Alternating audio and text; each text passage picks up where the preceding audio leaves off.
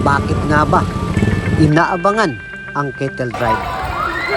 Ano ang meron dito?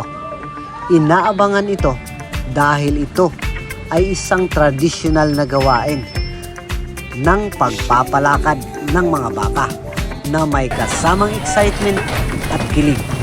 Makikita dito ang mga cowboys at ang kanilang mga kasanayan, kaya't marami ang interesado.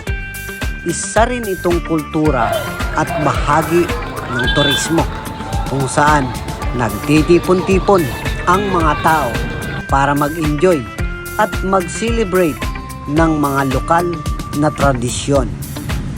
Halos ready na nga ang lahat. Hinarangan na ang kalsada ng Tara Street at ganun din ang papasok dito sa airport.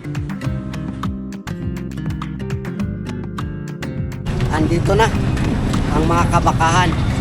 Kung saan ito ang gagamitin mamaya para sa cattle drive. So ang ating adventurer ng Nyoko Adventure ay nandito rin at ang kanyang kapatid, Dongski Adventure. Kuya. So yan na nga yung hinihintay ng mga baka. Kaya maya-maya lang ay mag-uumpisa na. At agad na nga inilipat ang mga baka na kukumpleto sa gagamitin dito sa cattle drive.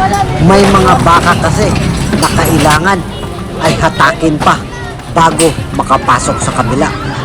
At nang masiguro na nga na nakahanda ng lahat, maging ang ating mga cowboys ay agad na pinakawalan na ang napakaraming mga baka. Makikita nyo na itong isang baka ay muntik pa akong targetin. Mabuti na lang at ako'y nakailag kaagad.